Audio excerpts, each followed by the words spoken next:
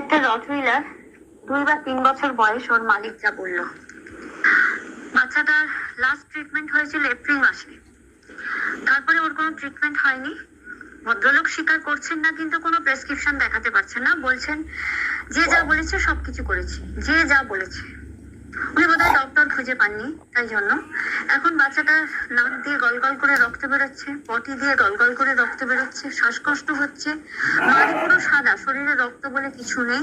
আমি কালকে blood test করিয়েছি, ইক্যানিস ধরা পড়েছে। বাচ্চাটার ট্রিটমেন্টের জন্য আমার হেল্পের দরকার। আমি একা পারবো না ওর ট্রিটমেন্ট করতে, কিন্তু আমি বাচ্চাটাকে বাঁচাতে চাই। আপাতত গতকাল ওর ব্লাড টেস্টের জন্য নিয়ারলি 5,000 খরচা করেছি। আজকে 500 রুপিস যিনি দিতে এসেছিলেন ওনার তার ড্রাইভারের হাতে দিয়েছি মেডিসিন আনার জন্য। বাকিটা আপনাদের হাতে।